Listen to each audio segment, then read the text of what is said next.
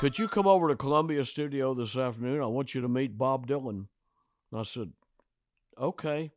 So I went over, walked in, he introduced me to Dylan, and Dylan said, why don't you get that guitar over there and play along with us? Okay. The song was Desolation Row, an 11-minute ballad with just him and an acoustic bass and me playing guitar. And I'm sitting there thinking, what would Grady Martin do? You know, because it was the guitar had all the fills, everything. When Bob opens up the lyrics there with they're selling postcards of the hanging and they're painting the passports brown, what was going through your mind? Oh, I thought it was weird. Country Music Hall of Famer and Grammy winner Charlie McCoy talks about bringing Bob Dylan to Nashville and highlights decades of recording hit songs on Soul Country Number 9. I'm Rick Stewart, a filmmaking DJ since the mid-'80s, adding some real-life podcasts to get deeper into soul country. Good God! Where we cover tales from the intersection of R&B and Americana. Listen in as we revitalize our cultural roots in westerns, blues, and variety. Ace Productions' documentary, Blues Rock Hits Soul Country, is chock full of exclusive performances and interviews from rock and soul Hall of Famers and Grammy winners. It's the origin story of soul country. Check it out at soulcountry.com. Well, Charlie talked about Elvis, William Whalen, and showing Johnny Cash how to play two harps. And here's how it all went down. Tell me how you first got started in music and whether it was country or rock and roll at the time. I was 17 playing. I got hired to play with a band. It was a band that didn't have a guitar. And they hired me because they needed a guitar player to do a Dick Clark tour in Florida. And on the last night of our tour, we had a surprise guest, Chuck Berry. And I was like freaking out, you know, and I finally said, Mr. Berry, what would you like for me to do? And he said, just be careful, son. Yeah, it was fun. I don't know if I played a note all night long. I stood there with like, oh my gosh, this is so cool. I started playing in Florida with a country band, but my job was to play rock and roll 10 minutes each hour. That's what I did. And in this band was Johnny Paycheck playing bass. Bill Phillips was our singer. He later became the front man for Kitty Wells and Johnny Wright up here touring, you know. And one night, Mel Tillis came in. And when I came down from doing my song, he said, boy, you come to Nashville, I'll get you on records. Hey, that was like showing a steak to a wolf. The day after high school, I came up here, went to the office. He told me, was his office, gave me a card, Cedarwood Publishing Company. And I walked in. I'm here to see Mel Tillis, the receptionist. He's out of town. You know, we didn't have cell phones. And so you could talk to his manager. Jim Denny was his manager. And I started to tell him, he said, Mel told me about you. You want some auditions?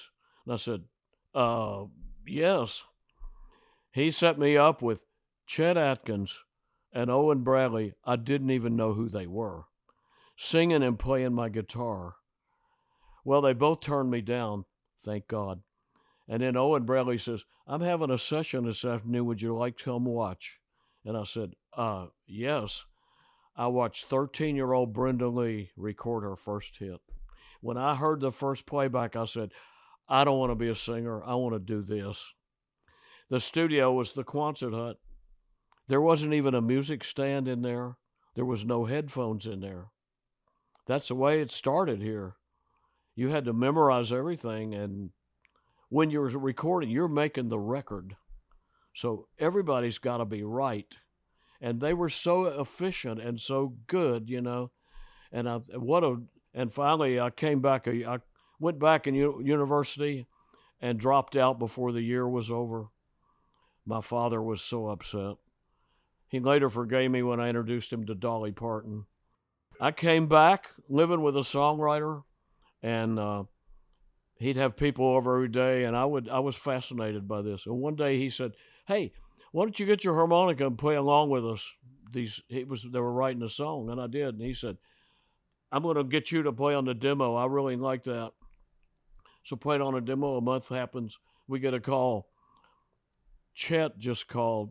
He wants whoever played that harmonica to play on this record and do exactly what they did on the demo. An unknown singer from Sweden named Anne Margaret. May 61, my first session. Anne Margaret, 20-year-old Anne Margaret. And there was Chet. And the publisher went with me. Chet said, I know you. I said, yeah, I auditioned for you a couple of years ago. He said, black Gibson guitar, sang Chuck Berry. I couldn't believe he remembered that. And I said, yeah. And he said, I wish you'd have played the harmonica. We'd have done something. And then the story is so quick. At the end of the session, bass player Bob Moore walked over to me. You free Friday? I was free the rest of my life. And I said, yeah, I'm free. He said, come back here. We're at RCAB. He said, come back here. I'm recording Roy Orbison. I was already a huge fan. We did a record called Candyman. Record hit the radio. My phone started ringing. 64 years next month. It's still ringing.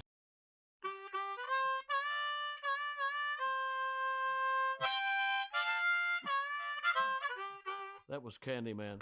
Pretty heavy blues. Well, the funny thing was, see, I knew Harold Bradley because he had been the leader on these demo sessions I'd played on. I'd played on a couple demo sessions. And Roy was saying, somebody's got to come up with an intro. And right away, I got an idea, but I'm thinking, man, I'm the new kid. I better shut up here. Finally, Roy says, come on now, somebody. So I walked over to Harold, what if I did this? And in the band, he said, hey, everybody, Charlie's got the intro. And I was like, whoa.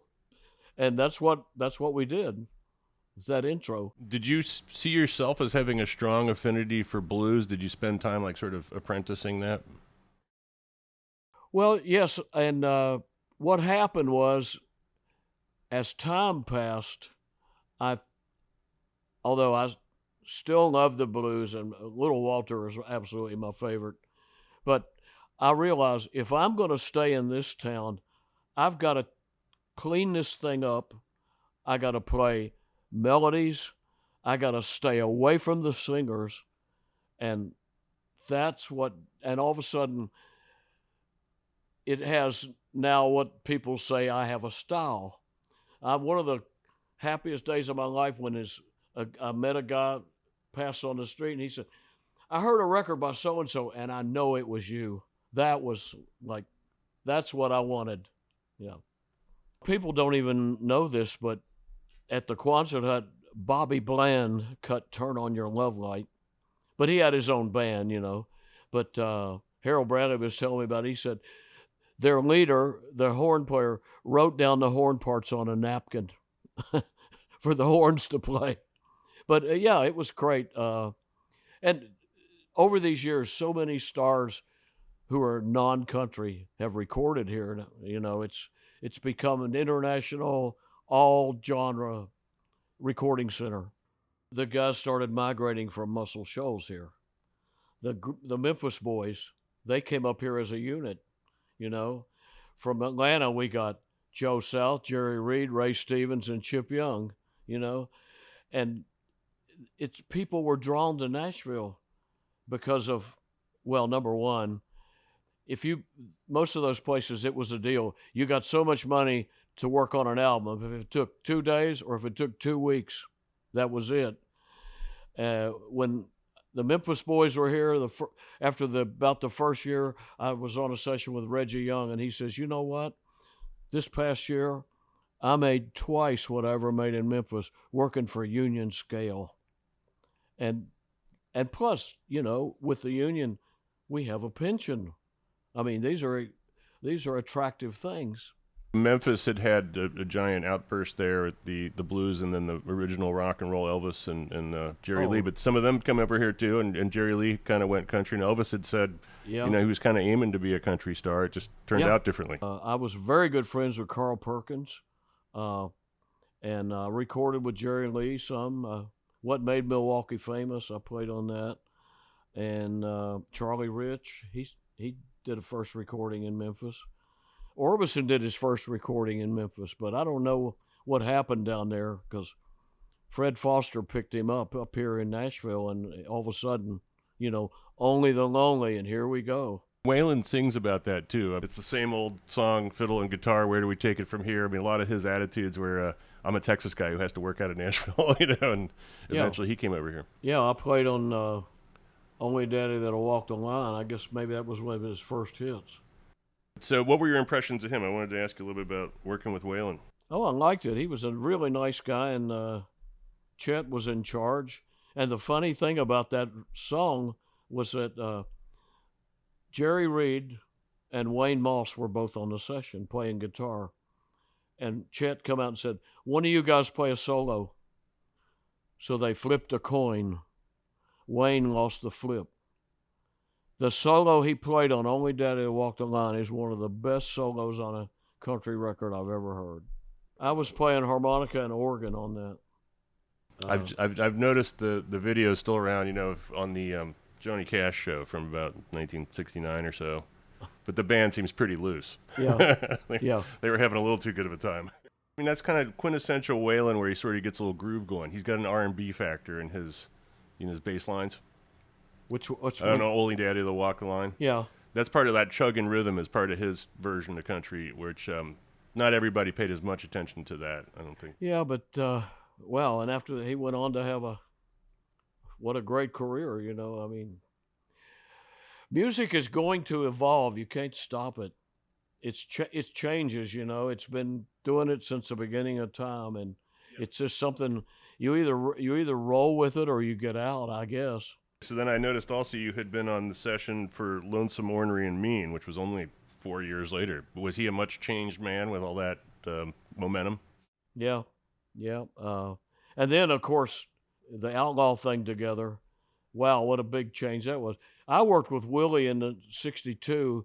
He came to the session with a suit and tie and short hair. And he changed more than anybody. Right. Yeah. But people began to recognize what a writer he was. And then when Patsy Cline recorded Crazy, I said, oh my gosh, what a great song that is, and so he was making his mark as a writer before the Outlaw thing. But he became a performer of his own songs. Right. Which was part of the evolution of the music too. Like yes. Elvis complains about that in the '72 interview when he's playing Madison Square Gardens, and he's like, it's harder to get good songs from the songwriters anymore because they want to play them themselves, which was a change around that. Yeah. Well, I worked with Elvis 13 albums. What a nice guy he was. And in that time, in 1965 was the first session, he couldn't even go out on the street hardly. And the studio was his safe place, surrounded by people he respected and liked, doing what he loved to do. So he was completely relaxed in the studio. And we were concerned. The first thing I was hired for was the soundtrack of the movie Harem Scarum. What happened was the movie company changed the date of the recording for the soundtrack, and all the guys that normally work for him were already busy.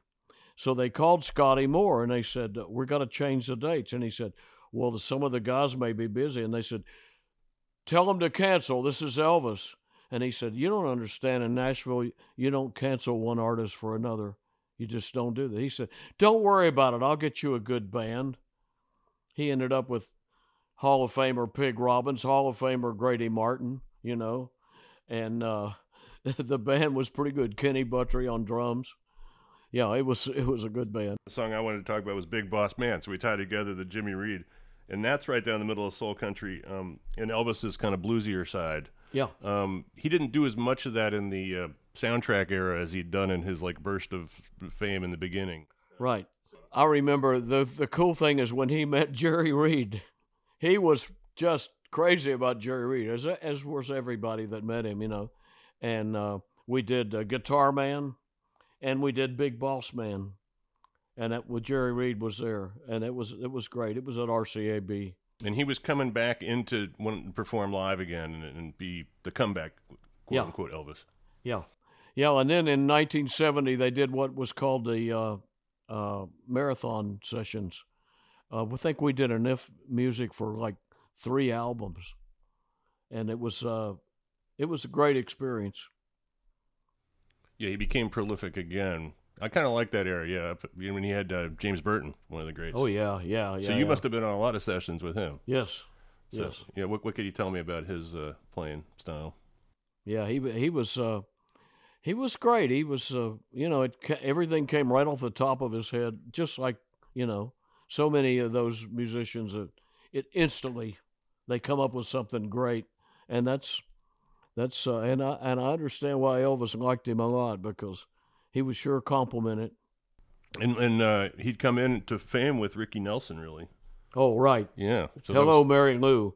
Oh, when I heard that guitar part, I said, "Whoa, wait a minute, who is that?"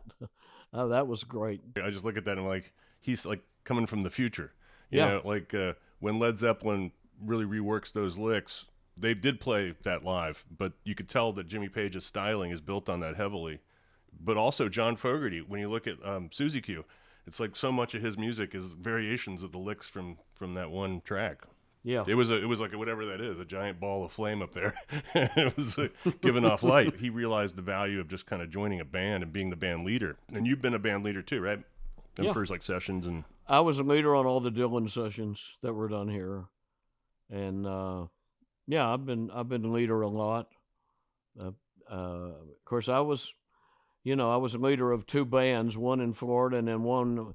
We had a band here in the early '60s called Charlie McCoy and the Escorts, with people like Kenny Buttrey, Mac Gaden, Wayne Moss. You know, we played. We were the only band in Tennessee that played R&B. So we would get booked at Fort Campbell at the All Black NCO Club. We were the only band that did, of white guys. Of course, that was back in the early '60s. let's talk about Dylan for a second here. So overall, do you still hear from him, and how would you describe that working relationship? I never heard from him when I was with him. He didn't know the answer to hello. That whole story is so bizarre. In 1964, I started getting calls from songwriter Bob Johnston. He said, "My name's Bob Johnston. I live in Texas. I write for the Elvis Presley Music Group. I want to get my songs in Elvis movies. Would you lead some demo sessions for me?" And I said, "Sure." And so he came up 2 or 3 times. When he did get 2 or 3 songs in Elvis movies, but the songs that he didn't, he'd take them to other places. And so he's in New York, Columbia Records, playing demos for the head of A&R, and the guy said, "These demos are great. Where'd you make them?" And he said, "Nashville." He said, "Did you produce these?" And Bob Fett, he's telling me the story. He said, "I thought a second." I said, "Yes." "You think you'd like to be a record producer?" Yes. Well, he said, "Listen, I got a shot for you. We have an artist on the last session of her contract, and if nothing happens, we're going to drop her. Would you like to try her?" And he said, "Yeah, what's her name?" "Patty Page." So he goes and starts calling the Elvis Presley. There's people in L.A. that he knows. He found a movie theme that needed recorded. He calls me on the phone and he said, "Get the band together. I'm bringing Patty Page to Nashville." And I said, "What? You're bringing Patty Page?" He came, brought Patty Page. We recorded "Hush, Hush, Sweet Charlotte," which was a medium kind of hit, saved our contract for Columbia Records. Then Columbia thought, "Man, we found our knight in shining armor. How'd you like to record Bob Dylan?" "Yes." So he called me and he said, "I'm going to move to New York for a while. If you ever come up there, call me. I'll get you Broadway tickets." I said, "Okay." So the end of '64, the World's Fair was in New York. I called him. I said, "Well, I'm in town. How about my tickets?" He said, "No problem. By the way, could you come over to Columbia Studio this afternoon? I want you to meet Bob Dylan." And I said, "Okay." So I went over, walked in, he introduced me to Dylan, and Dylan said, "Why don't you get that guitar over there and play along with us?" Okay. The song was Desolation Row, an 11-minute ballad with just him and an acoustic bass and me playing guitar. And I'm sitting there thinking, what would Grady Martin do? You know, because it was the guitar had all the fills, everything. So we recorded it once, listened once, recorded it a second time, and the bass player had to leave. So that was the end of it. And I thought, that was weird. That was really weird. 65, February, Johnston calls me, get the band together. I'm bringing Dylan to Nashville. One question about Desolation Row. When Bob opens up the lyrics there with they're selling postcards of the hanging and they're painting the passports brown, what was going through your mind when the I thought it was weird. Yeah. Like he was definitely on the outside range there. Oh, yeah, yeah. So anyway, in February of 65, he came. We recorded at Columbia A, the new studio upstairs.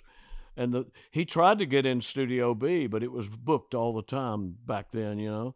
And but they said, go to Studio A. You can have it. You can block book it for a week, because nobody wanted to do it there. You know, people are superstitious.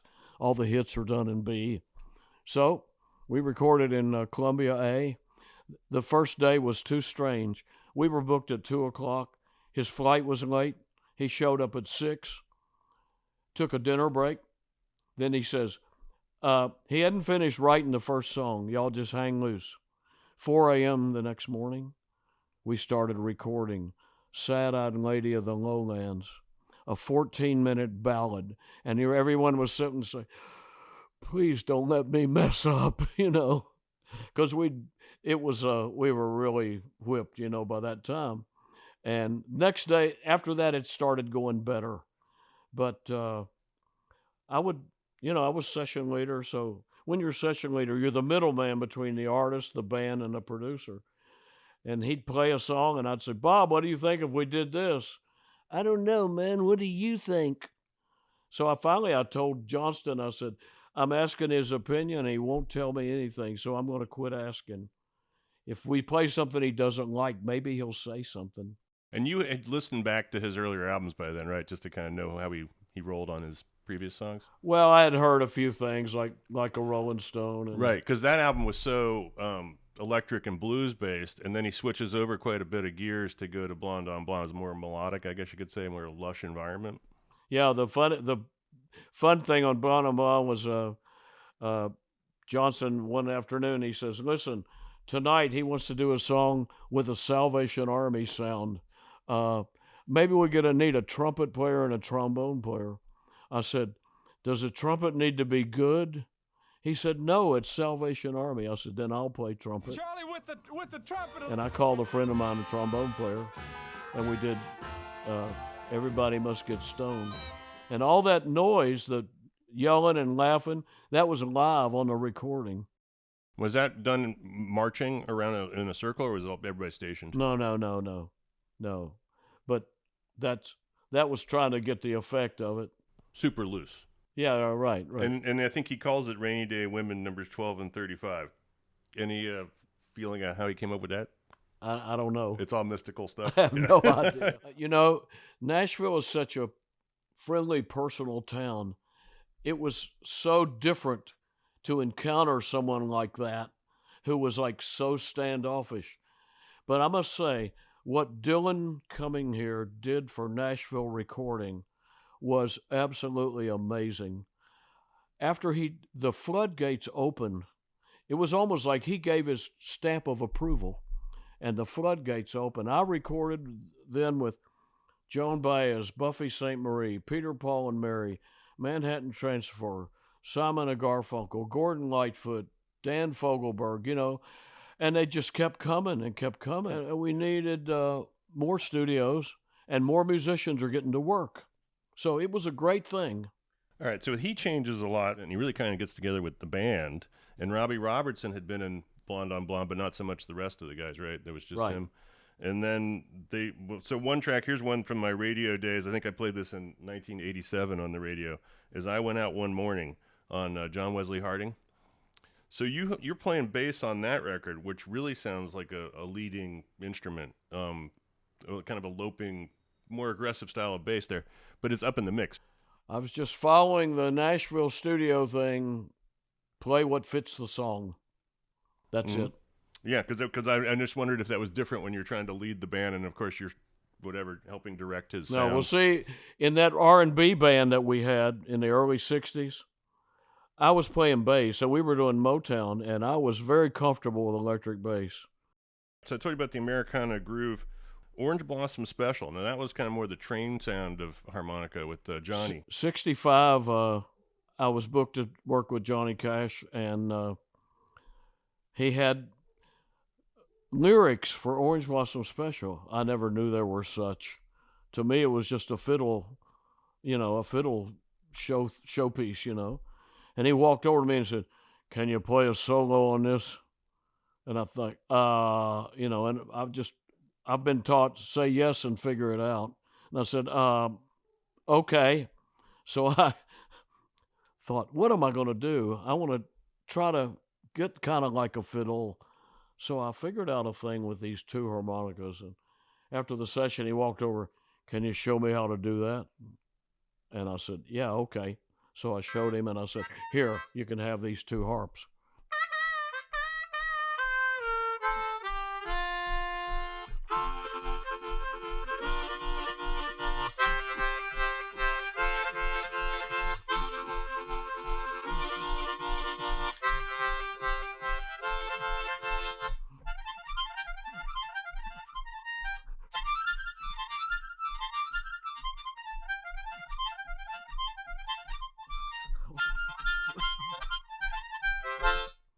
Later on, he paid me back when his word got my two kids in a private school that no one else could have got them into. So, and my son was in the same class with John Carter Cash all the way through high school. Yeah, amazing. Was he an artist that you'd kept note of much before that? Was he one of your icons of the business kind of thing? I played with, Bobby Vinton, and Brooke Benton came here. But I did all the Statler brothers and Tom T. Hall, and I did a lot of Loretta Lynn. Now let's talk about Simon and Garfunkel. So you're on the bass harmonica, right, on the Boxer. What was the scene like recording that? When I got a phone call, it was this is so-and-so from Paul Simon's office, and he wants to know if you have a bass harmonica. And I'm saying to myself, not yet. But I said yes. So I called the Hohner Harmonica Company, and I got one. And we did the Boxer. I would like to take credit with what I played, but Paul Simon dictated every note to me, and he was right. He was a genius. I tell you, he was. When you look at his body of work, they're all different styles and different kind of songs. And most artists have a groove, they kind of, things are similar. With him, everything was different. But I think I got the impression about him and Garfunkel at that point. Every time Garfunkel had a suggestion, it was almost like a recording. "No, Artie, that won't work." And and it wasn't long after, I don't know, I kind of lose track of time, but it wasn't too long after that they split. Yeah, they inspired a lot of people to change all the assumptions about what I'm going to write next and try and do the full range of, I got my Caribbean tune, I got my hard rock tune, I got my folk thing, and I got my French, like whatever you could come up with, we need to do one of those. I'd like that. In fact, I've done it myself in my own career. I've done Cajun New Orleans, I've done plenty of gospel, I've done bossa nova, Back in 72, a big track was Delta Dawn by Tanya Tucker. So I noticed that the harmonica plays a different role in that song, where it's kind of like it brings you back to the small town. Well, we got booked, and here she comes, 13 years old, and I'm thinking, this reminds me of that Brenda Lee session I watched, a 13-year-old girl recording. But the song was great, it was interesting, and she did a good job on it. And hey, bang, it was a hit. So one last track to talk about. You mentioned Johnny Paycheck. You were on Take This Job and Shove It, so that was kind of a landmark country track as well. In that band I was playing in Florida, he was the bass player, and he called himself Donnie Young is what he called himself. And then he came up here and recorded for a little off label, and he recorded as Johnny Paycheck. And then somehow he got switched over to Columbia Records, and then they did that "Don't Take Her, She's All I Got," and that's the one that really got him going. Then after that, I played on "Slide Off of Your Satin Sheets." I'm the only hell my mama ever raised. Take This Job and Shove It. Yeah. He was on a great run there in the 70s. Yeah. Yeah. Yeah. He was sort of outlaw, I guess, too, but in his own way. He was, yeah. Coming from a different place. But ahead of his time, he was a different kind. You're right. Brought up Jerry Reed, one of my favorite players, and he was always sort of outside the system, too. And they put him into the movies, and Smokey and the Bandit is kind of that scofflaw. That song, that Act Naturally, Johnny Russell wrote that song. But that was Jerry Reed. That movie, he did not have to rehearse. That was him. His total personality just fit exactly in that movie, those two Burt Reynolds films, And I said, here is a guy that didn't need to rehearse this part because he's just being himself. Yeah, typecast. Yeah. But yeah, I enjoyed the movie, I suppose. But it was when I later started being a DJ and getting all these records. He had Amos Moses, and you got the Goldmine, I got the Shaft, and all these. He's very funny. But he led to the show that I did on radio before Soul Country. I did one called Country Funk because I was looking for like the type of country that really has more crazy rhythm, I guess you'd call it. But he brought that to the guitar, and that yes. Guitar Man song. I just love the song so much because it's like the. Listen, one of his biggest fans was Chet. Right, and they did 3 albums together, I think. Yeah, because that style, that finger style guitar, it kind of has a progression. Merle Travis, then Chet, then Jerry Reed. So I've made 48 albums and 3 EPs. I have used, counting studio musicians, singers, and engineers, 572 people. I play melodies. I play songs. Many harmonica players are into riffs and solos. Well, doing studio work here, I was taught by these guys. The singer and the song are the picture. We are the frame. Period. So explain to me how cross harping works. Okay, harmonica is built, they're built in keys. This is a C harmonica. That's exhale. If you inhale, down on the bottom, you get a G chord. G7th. This is where the blues started. And these drawing in notes, you can manipulate them.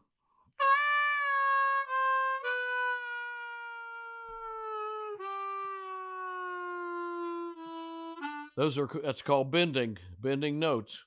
And the old guys,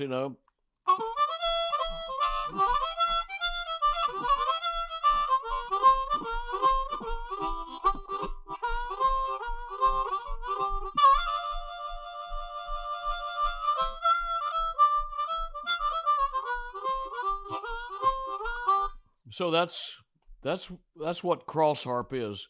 Some people call it playing in second position, but I do almost everything in cross harp.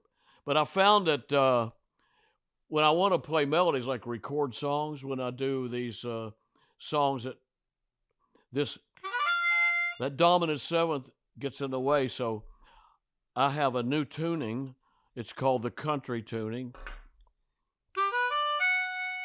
That reed was raised a half pitch, half step. So now I can play.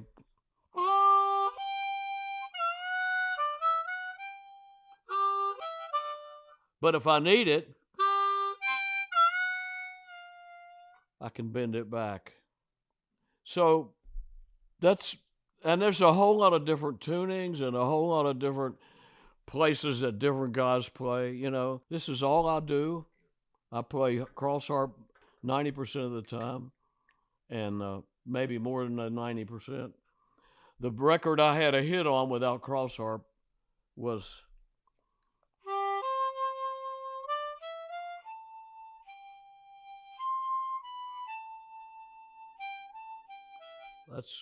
that's a C harp. I'm playing in the key of C. So my main position is exhale. And what was that one called? Shenandoah. That had like a kind of Civil War vibe or something. I was like, yeah, exactly. Next month will be 64 years of studio. I did 83 sessions last year at 83 years old. 3 years ago, I was made member of the Grand Ole Opry. I did 41 Opries last year. The New Orleans influence on American music and your music. How do you see that? I love New Orleans. I like Dixieland a lot. And I met Pete Fountain. He was a friend of Owen Bradley's, you know. And I met him, and what a nice guy. And that way he played clarinet was, that tone he had is so great, you know. So when I did an album for Monument called Harp and the Blues, and I decided to do all kinds of blues in it. There's even a song in there called A Tribute to Little Walter. And I wanted to do Basin Street Blues. So I asked Fred Foster, I said, do you know either Pete Fountain or Al Hirt? He said, yeah, I actually know both of them. I said, I could sure use one of them to play on a song. I want to do this Basin Street Blues. He said, let me do some calling. A couple weeks, he calls me back and he said, I got both of them to say yes. So we recorded a track. I get on the plane, you know, with the old big 2-inch tape, fly to New Orleans, stay in a hotel. Next day, morning session, because that was the only time the studio was available that they recommended. And I go to the session, and here they both come in. They both had clubs on Bourbon Street, and they both played late at night. And I felt so bad about it because, my God, these guys are probably normally still sleeping, you know. But we did Basin Street Blues. They got it first take. And it was a magic thing. And Pete said, man, you want us to do it again? I said, no. No. This dog will hunt, man. And I love it. Do you have any favorite Western movies of all time? When I was a kid, I was really into Roy Rogers and Gene Autry, mainly because they played guitar and sang, you know, and a lot of my buddies, you know, of course, we're young kids. A lot of my buddies said, oh, man, you like those sissy guys. You know, they like the other, you know, Lone Ranger and all that stuff. I got booked once to go play on the soundtrack of a spaghetti Western, Rustler's Rhapsody. And out of that movie, I mean, the movie was, you know, it's cornball. It's almost like poking fun at Westerns. But out of that movie came this great song, Lasso the Moon. Steve Dorff wrote it. And Gary Morris had a huge hit on it. And so I recorded an instrumental of Lasso the Moon. I liked it so much. Got a Grammy nomination on it. I was going to say, Westerns did feature harmonica quite a bit. And in fact, Jimmy Stewart plays the harmonica in some of the movies. I knew the guy that played in most of those movies. His name was Tommy Morgan, session player in L.A., harmonica player. And he played it. I called it Cowboy Campfire. And I had a funny thing, doing a jingle once with a company from New York. It never recorded here before. And this music guy walked out to me and he says, can you play something that sounds yellow? And I said, okay. What am I going to do? Yellow. And so I said, I'm going to go bizarre with this. I went Cowboy Campfire, you know. you know, that kind of heavy hand vibrato. He came out and he said, "That's it."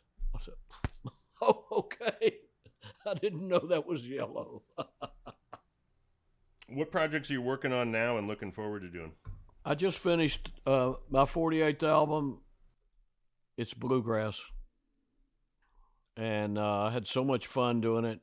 You know, through the 90s and the early 2000s, I toured a lot in Europe. And one of the places was the Czech Republic. And I had no idea about this. The bluegrass scene in the Czech Republic is amazing. They said when the communists were in control, there was this little spot in Berlin where the U.S., France, and England were there.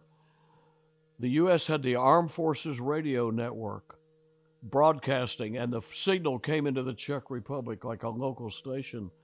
And when they'd play bluegrass, we were just freaking out about it, you know, because nobody could afford electric instruments. So they were drawn to the acoustic instruments.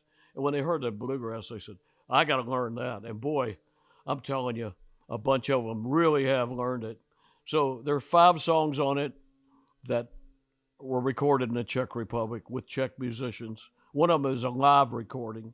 And then I have a bunch of duets. I have duets with Rhonda Vincent, Kathy Mattea, Jeannie Seeley, Alicia Nugent, you know. The other record that was so bizarre was a Pretty Woman. So, you know, there were 3 guitar players on that record. And Fred Foster comes out and says to me, "I don't hear any harmonica on this. What else can you do?" And Boots Randolph was there. And he said, "Hey, I brought my baritone sax. You can play a couple of notes on it." So I played baritone sax on Pretty Woman. And all I did was bop, bop, bop, bop. Same note. Yeah, it's like the tuba bass. But Yeah. yeah. I played bass on Mohair Sam, Don't Touch Me, Jeannie Seeley. All right, so Mohair Sam's a pretty legendary bass line. What was that environment like, the Charlie Rich version? Yeah, Charlie Rich. And did it on a Bobby Goldsboro record. But I play, you know, and then all the Dylan stuff and Leonard Cohen. What about when Dylan and Cash got together in that Nashville Skyline era? Yeah, that was interesting. I like that song though, "Girl from the North Country." When those guys started that tour, the Highwaymen, man, what a collection that was. I got to tell you this story. So we're doing Blonde on Blonde, and I'd heard that Columbia had hired a new janitor. So I'm out, we're having a break, and I'm out in the hall. Guy walks up to me and he said, "Are you Charlie?" And I said, "Yeah." And he said, "I'm Chris. I'm the new janitor. Is there any way I could come in and listen for 10 minutes? I said, "Okay, I'm going to show you where to stand. Do not say a word. Just stand there and listen." So he did. It was Christofferson. Nobody knew the guy was a Rhodes Scholar and a helicopter pilot, you know. Nobody knew that. And then all of a sudden, these songs started. Wow. I think other than Hank, he was the next most He influential had a lot of guy. depth, you know, emotional depth and honesty. And what a nice guy he was. So talk to me about legacy. How would you like people to remember you for all this work? I'd like people to remember that I played what the song needed. I had respect for the lyrics and the artist, and I was not trying to steal anybody's glory, you know. I have my own records that I can show off, but when I'm playing behind a singer, I want to do the best I can do to make the singer sound good. And that's it. And I'm like I said, I'm blessed more than I ever thought I could be to have this kind of career. It's like a fairy tale. Unbelievable. Well, thank you very much for making it out to Hey. Soul Country. Soul Country number 9 is in the books with special appreciation to Reed Mathis for our theme, We Ride. 9 was brought to you by Ace Productions and the Blues Center, with support from the New Orleans Jazz and Heritage Foundation. Tune in again for more roots music, culture, and lore as Season 3 progresses with expensive wino, Ivan Neville, the cosmic Appalachian sounds of Olivia Wolfe, and Steely Dan session guitarist Dean Hart.